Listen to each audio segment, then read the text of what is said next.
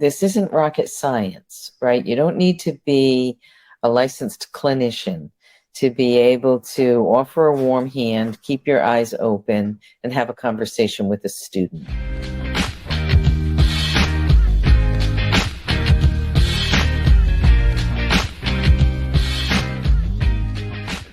Student housing professionals often use the term heads in beds. So what does that mean? So we typically use it when someone is referring to occupancy. People will say, at the end of the day, it's all about the heads in beds.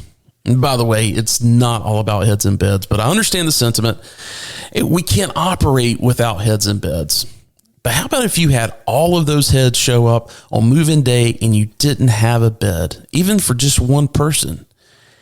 Everything you and your team work so hard for in return will be for nothing if just one person shows up on move-in day and they find out they don't have a mattress. The most essential thing for a student to have on move-in day is a mattress. Doesn't matter if all the other furniture in the unit is in great shape. If the mattress isn't there, that student is going to go directly to Google and they'll post something about how crummy the apartment is, all because they had to sleep on the floor or you had to put them in a hotel room. Look, things happen. Supply chain issues happen. Inspection teams miss things. Let's talk about inspections for just a second. I mean, think about it. The one piece of furniture that you can't really assess during those inspections is the mattress. No one's pulling the sheets all the way off and flipping the mattress over. It just isn't happening.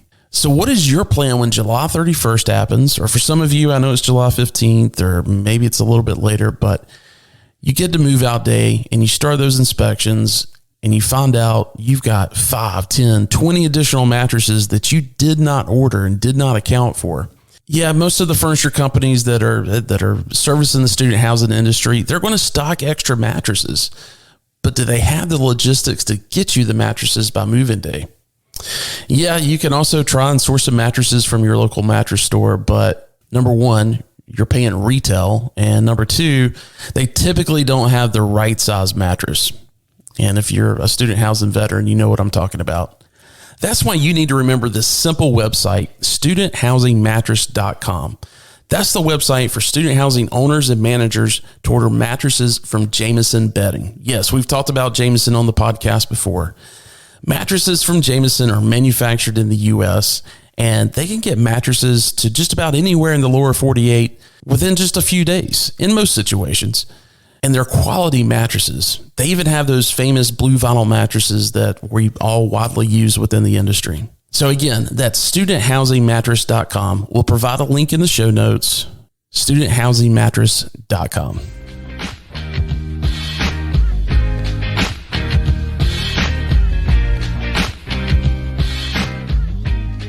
Hello, everyone, and welcome to the Student Housing Insight Podcast, where we are putting you in touch with the people who bring student housing to life. I'm your host, Wesley Deese, and I'm also the CEO and founder of Student Housing Insight.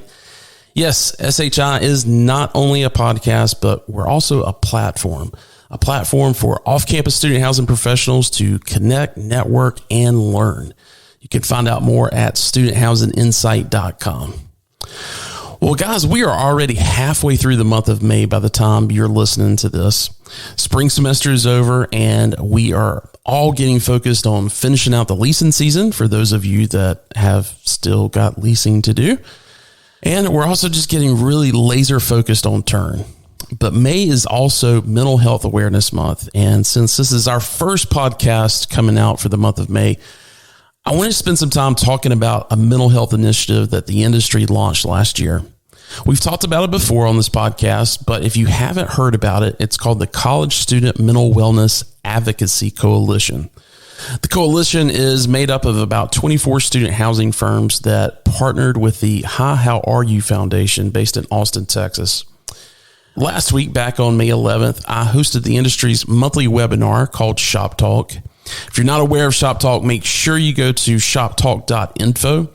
It's a monthly webinar put together by industry executives to share information about what is impacting the industry and how is the industry just performing overall, be it leasing or any other metric that we're trying to measure.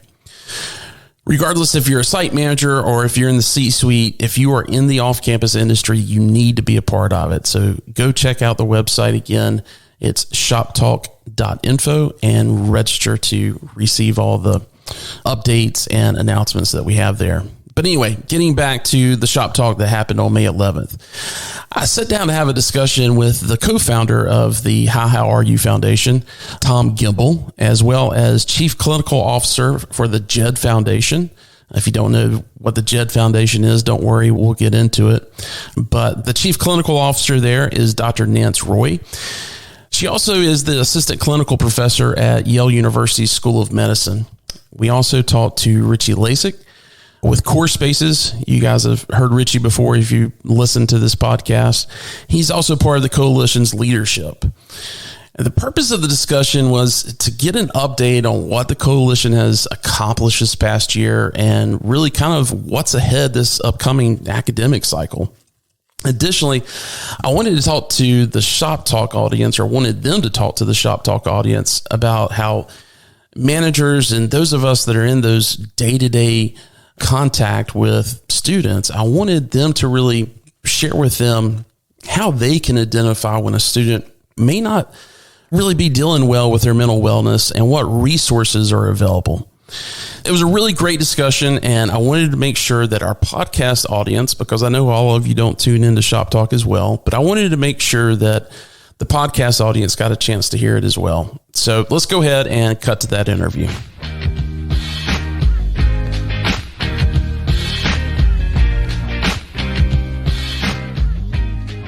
May's Mental Health Awareness Month. And within this industry, especially over the past year, but even over the past 2 or 3 years, especially with this pandemic, we've had a lot of discussions about our residents' mental wellness and, how we can best support them. And there's a partnership that started back in 2019 with the How Are You Foundation based in Austin, Texas, that Tom is a co-founder of. I'll introduce him here in just a second.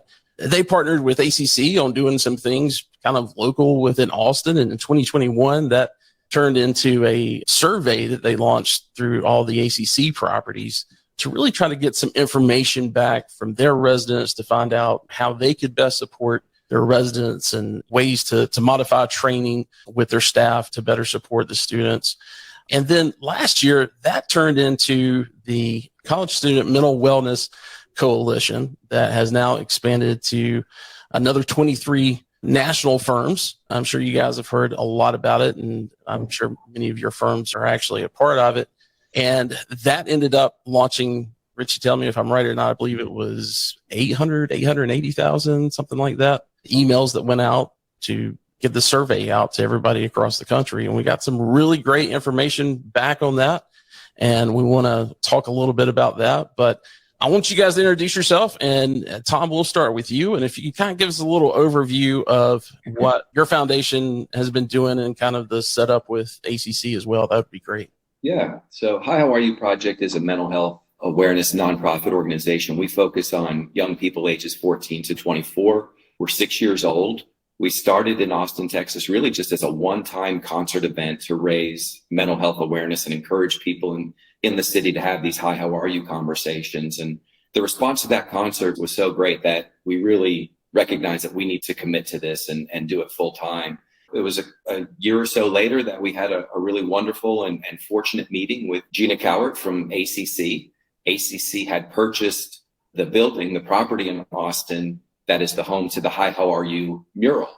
And so Gina was asking about the mural, and that led to the conversation about mental health awareness. And we were both aligned that it was very important. And so we've been working with ACC for a little over 5 years on staff training programs and on-site events, and particularly around How Are You Day, which for us is January 22nd. And then May is Mental Health Awareness Month. And right now we're engaged in a Happy Habitathon, encouraging residents and staff to have healthy habits that support their mental well-being. And then World Mental Health Day on October 10th. Those are our kind of 3 tentpole events. And it's been incredible that ACC has really given us this audience and this partnership. It's been incredible. Fantastic. Richie, you want to talk a little bit, obviously introduce yourself, and then talk a little bit about what the coalition has done this year. Hi, everyone. I'm Richie Lasek from Core Spaces, Director of Innovation and Engagement. I've been involved here at Core with our mental health initiatives. And as Wes and Tom here alluded to, in 2021, that's really when conversations started between some of the student housing companies, including ACC. And really the question was, how can we come together and share best practices to help our students' mental health, right? To help our residents' mental health. What can we do better?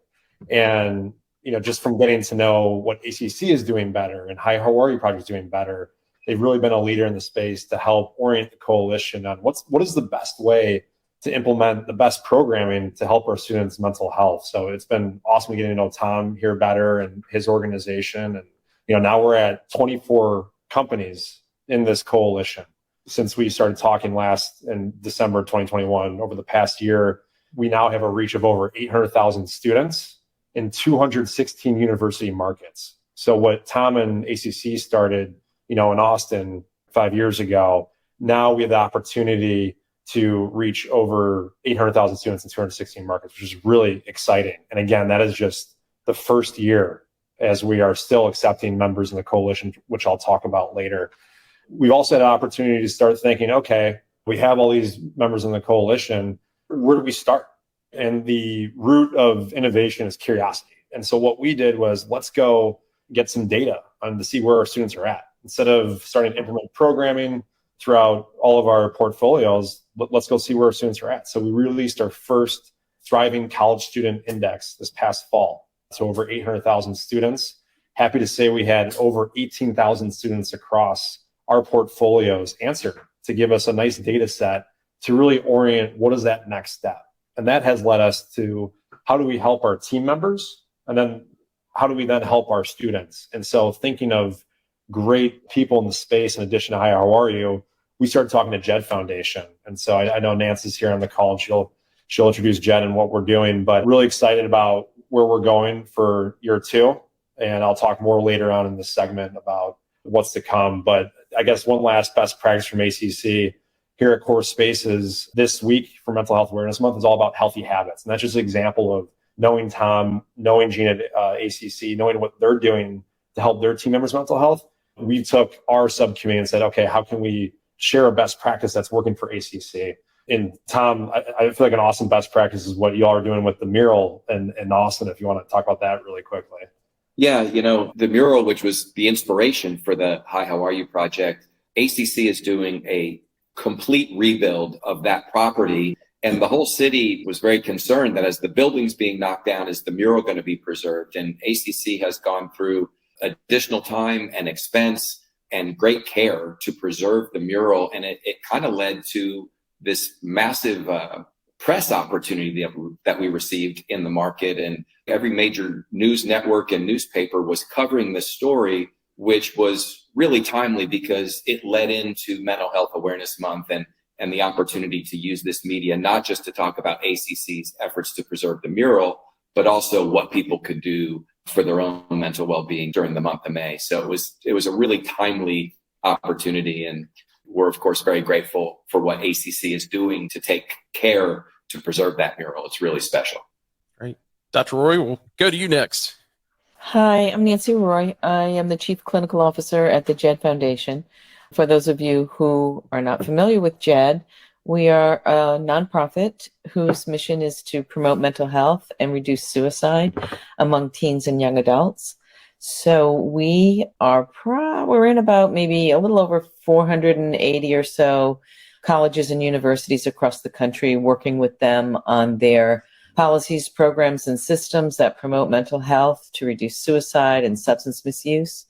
And so in thinking about this work that you are all doing and thinking about partnering together to expand the work that we do on campus and how much of that can be transferred to the off-campus housing market, where so many of our students are also living. And so we're beginning to have some conversations about what that might look like, how we can develop in your buildings, in your residences, those cultures of caring and compassion and sense of belonging, among other things, that we are also doing with our campus partners, and bridging, if you will, the types of resources and culture that we're able to do on campus with the off-campus housing market.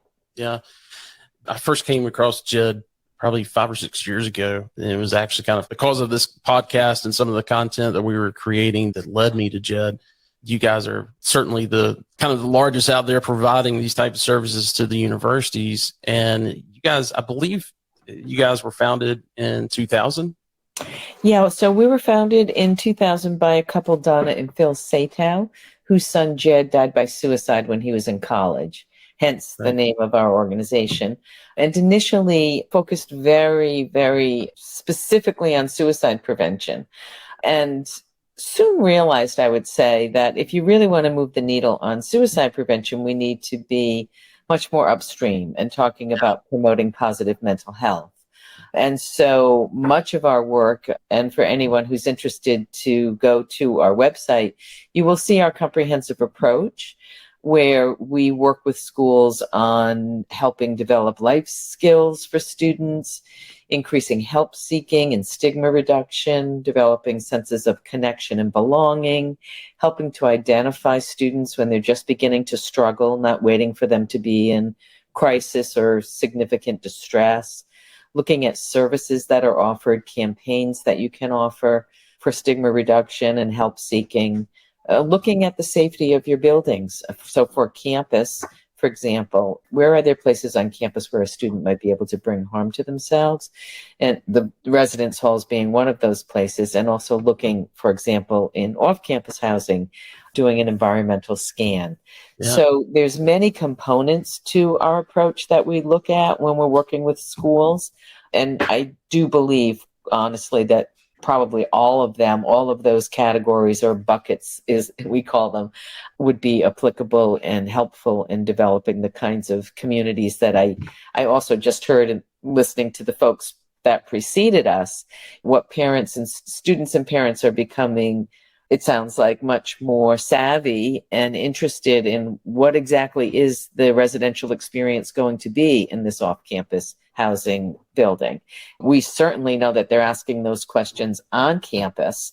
And what are you doing, especially around mental health and support? And so my suspicion is that you will likely be getting a lot more of those targeted questions as well in your buildings on how are you building communities that are supportive and healthy. So with you guys starting in 2000, that kind of means you guys have seen 3 generations now, the Gen Xers, the millennials, and now Gen Z. Just want to ask, what has, and obviously the approach that you guys were talking about, or that you were talking about, I'm sure has evolved. But as far as the students, what are some of the key differences that you've noticed or trends that you've seen at servicing across those generations?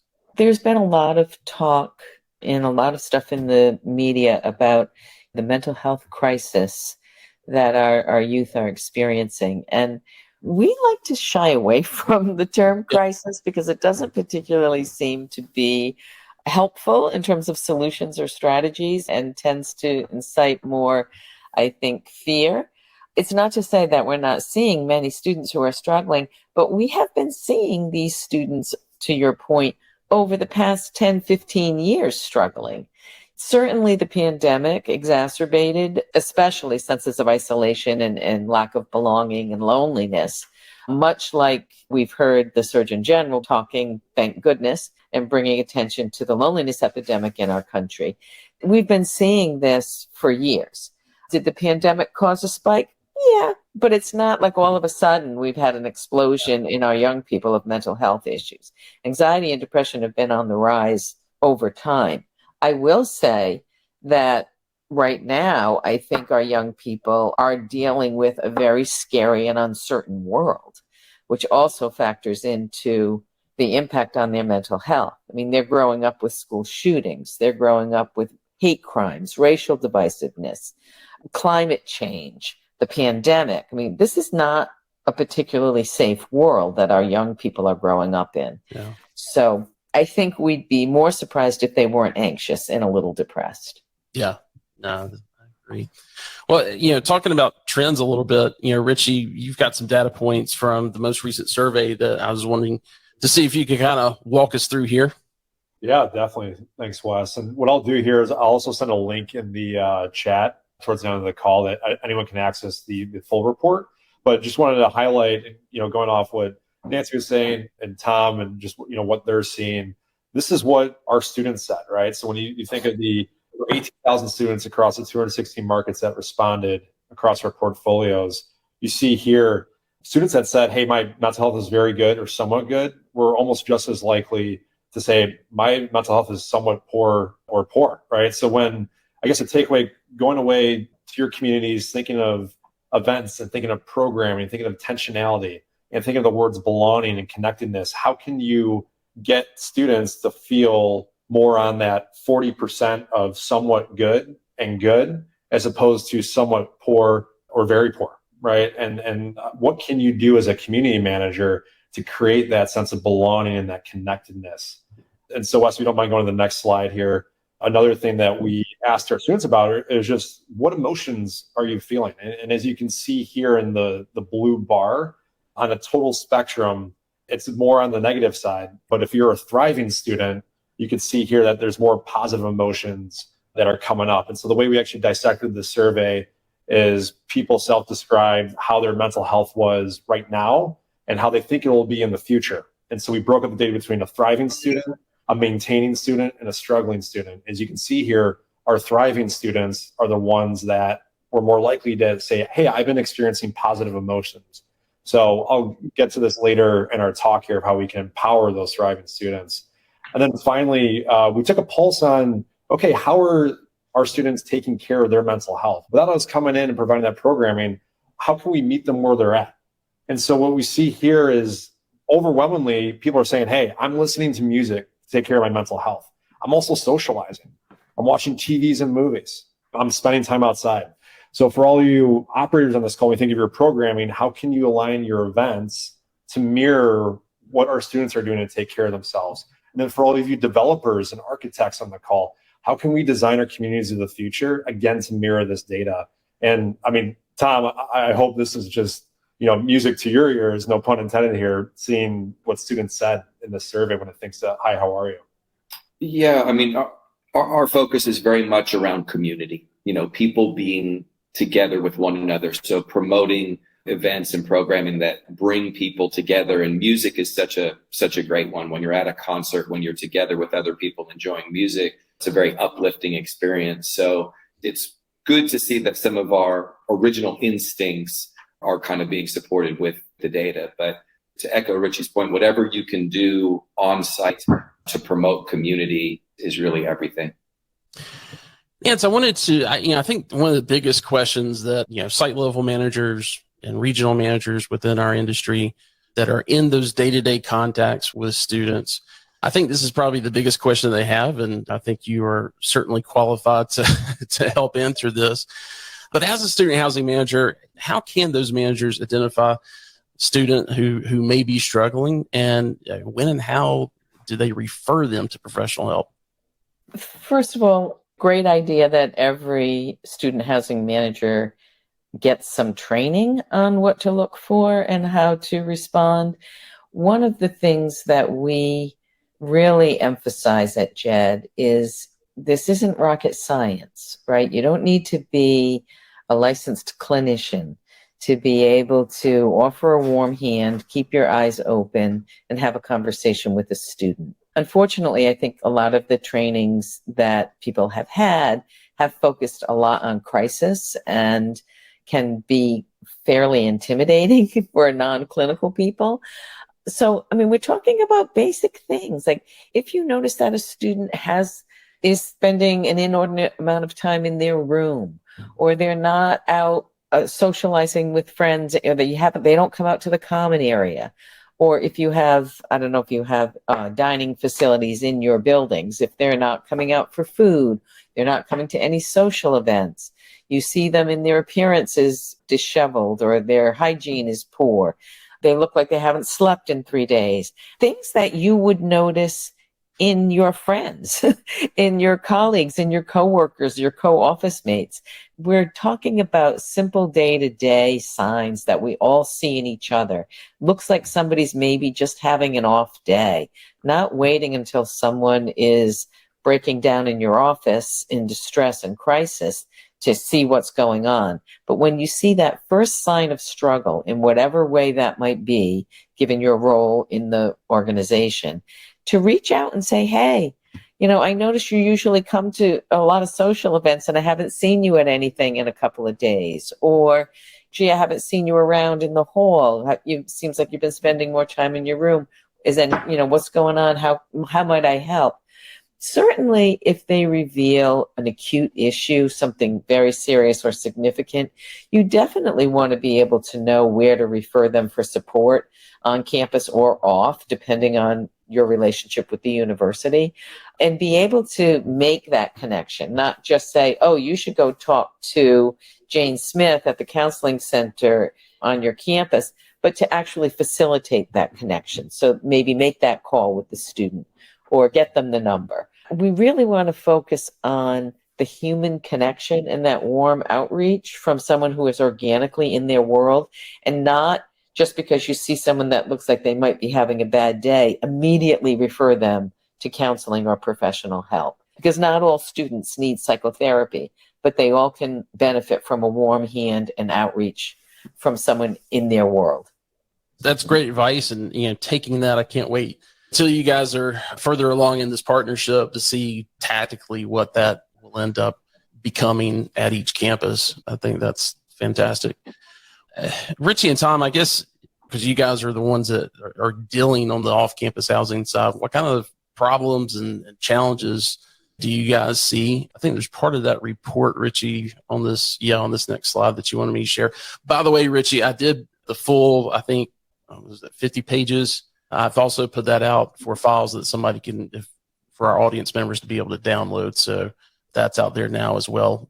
And like I said earlier, we'll link it on the website as well. But what kind of problems are we specifically dealing with in student housing when it comes to this?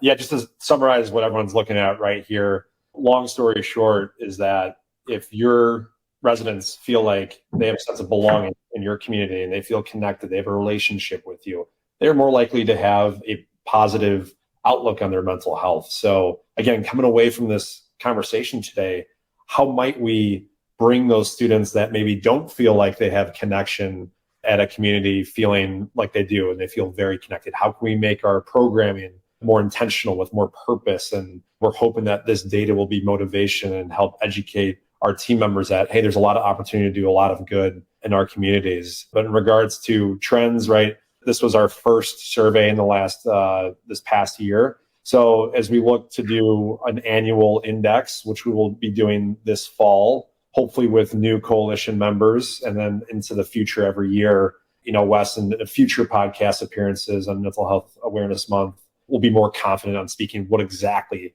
those problems or challenges are. But I think this is an awesome guidepost, a nice beacon for community managers to understand how they can help their students' mental health.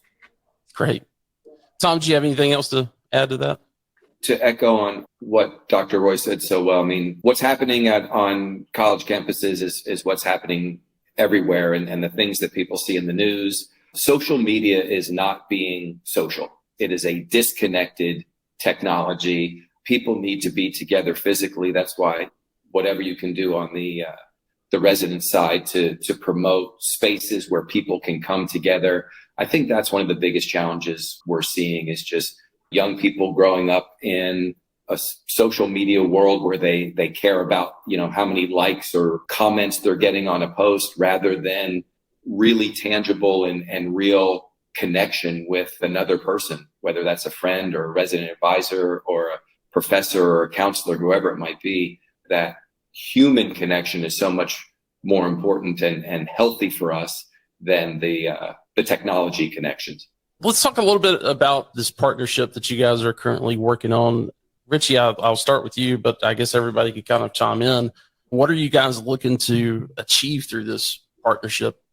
I'll give everyone kind of a vision statement, and I'll let Dr. Roy and Tom kind of fill in from there. But, when we first came together, as a coalition and started to talk. How do we get a parent who has a college student living on campus, knowing that they're going to be moving to off campus next year? How do we get that parent to feel just as good about the support and care that their college kid has as a freshman or sophomore living on campus as they do later on in their college years? How do we get to that point? And so working with Tom's organization, Dr. Roy's organization, we feel like we have starting to fit those puzzle pieces to get to that vision point. Yeah, I think I'll probably repeat what I said a few minutes ago, but really thinking about how we can translate what we are doing for those students that have been living on campus that are then going to transition to off campus. How can that thread continue in the off campus housing situation? And thinking about how we can implement our comprehensive approach in the ways that fit in the off campus housing world, many of which I think do fit. And so thinking collaboratively on how we would actualize that and implement that in the off campus housing space. And in case I forget, because I have a tendency to do that, I want to make sure that folks know to go to the JED Foundation website. It's just jedfoundation.org.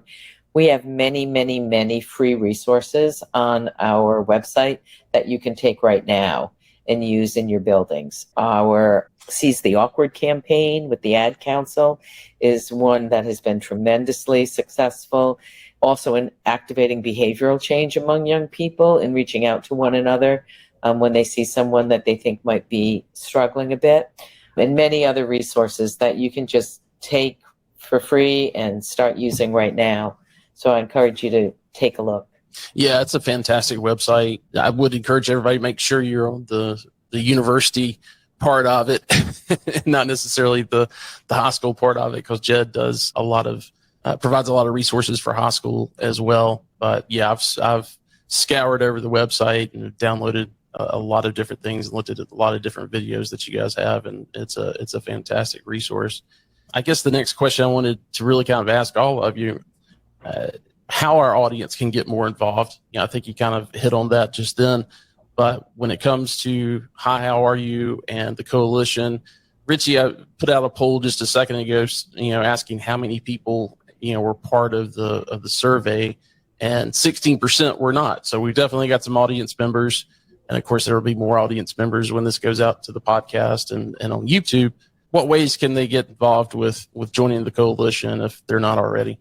Yeah, for sure. Appreciate that, Wes. So for all of you on the call that are not part of the coalition, Wes, like you said, we'll be sharing that link. It's a quick 8-question prompt. And this is actually for both operators and non-operators. So if you're a vendor, if you're an investor, if you're a developer, architect on the call, we are starting to talk to non-operators as well, how you can get involved in the coalition. So we're looking at around like a June 1st deadline for student housing operators to join for this year. And so basically, we want to make sure that we get everyone signed up because you'll be part of the survey effort for this fall. Our goal is to reach 1 million college students. So like I said, last year, we were able to get to over 800,000 college students with the 24 companies that have been in the coalition. Our goal is to get that reach up to 1 million. So Wes will be sending that link. And then I want to give a quick shout out to our leadership group of the coalition, just to give you kind of a scope of who's been leading the way here with the coalition. And so I want to say thank you to Teresa Zapata at RPM Living, Casey Peterson at Peak, Jonathan Bovey at Landmark, Dan Ohlsdorf at Campus Advantage, Gina Coward at ACC, Jen at Cardinal, Helen at Campus, and then myself at Core. We make up the 8 leaders of the coalition. Jonathan Bovey from Landmark will actually be working with any potential new interested members of the coalition. So I can include his email in the chat here as well, but sign up for that link. Jonathan will be reaching out to you, and we hope to have you part of our efforts this fall. Fantastic. Yeah, that link is out. If you click on it, it'll pop up another page in your browser, and you'll be able to fill out that form. Tom, I know we've got a lot of audience members here that are in the Austin area. You mentioned a couple of things earlier. Anything still going on this month or this summer that you want to talk about at all? May is Mental Health Awareness Month. We're engaged right now in our Happy Habitathon. If you go to hihowareyu.org, there's still time to register. We have materials in English, Spanish, and French, really encouraging those healthy habits and doing them together with others. So, you can access those free resources. Dr. Sonia Krishna, who is on our board and contributes a lot to the program that we do, sends a regret. She wanted to be on this call, but wasn't able to be here today. But you can find a lot of the resources at hihowareyou.org. And yeah, May is still going on. And then our next tentpole event will be around World Mental Health Day on October 10th. Gotcha. We've gone 15 minutes over. I appreciate you guys being so gracious with your time. Richie, I know you've got a couple other slides that I think it's very important that we go through for this audience, as I think it's probably one of the main reasons that this is kind of the main information that they wanted to get. Do you want to talk a little bit about some of these recommendations and some of the things that they should be looking to plan going into this next year? Absolutely. And, a lot of what Dr. Roy was talking about and Tom with connectedness, belonging, being together, community, right? You look at the word map right here that popped up as a result from a survey. It aligns exactly with what our students want, right? So as you look, we also have top 3 recommendations here that, coming away from the survey for each of you community managers out there, when you think of your operations team, how can we promote more socialization, again, outdoor events with music, right? And then how are we removing the stigma at our communities? And how can you incorporate this messaging in your marketing, your communication to your residents? And then again, when you think of these thriving, maintaining, struggling students, how do we get the struggling students up to what thriving students feel, right? And so when you think of your residents that you know so well, your thriving students you're probably thinking of right now, how can you do more discovery with them, have more fruitful conversations with them? Because I'm sure they have awesome ideas of how to make your programming more intentional. Great. And I do have this other poll question out there that came in from somebody that I sent the report to earlier in preparation for this. And the one question she had, this is a site manager that's at a Midwest university. Prior to the pandemic, we had great involvement from students attending our social events. We brought those events back this past fall. And even though our occupancy is higher than in 2019, we have struggled all year to get residents to participate or other managers experiencing the same. So that poll is out there, and it looks to be right around 50-50 right now of yes, attendance just isn't the same, or no, we're partying like it's 2019. So anyway, again, thanks so much, Richie and Nance and Tom, for taking time out of your day to do this. Sorry we went over. It's all my fault. So I appreciate that. I hope you won't hold that against me the next time we cover this, but I appreciate it so much. Thank you for having us. Yeah, thank you for this. Thanks. This was awesome. Take care. Thanks.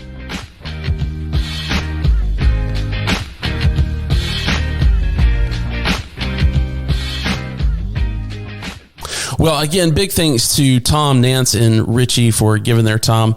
And thank you for listening to this episode so that you and your team can better understand how to help the students that we come across every day.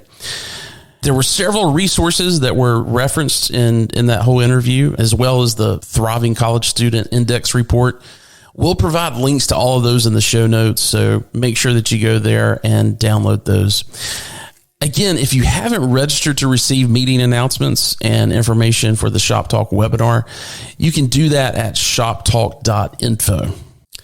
Well, guys, that does it for this episode of the Student Housing Insight Podcast. If you got a lot out of it, I would really, really like for you to please pass this on to your colleagues and refer them to the podcast, as well as to our website at studenthousinginsight.com.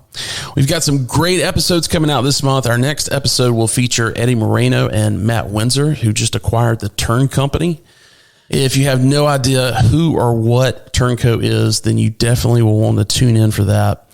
Then also for our Profiles in Student Housing series that we've been doing, that will be out at the end of the month.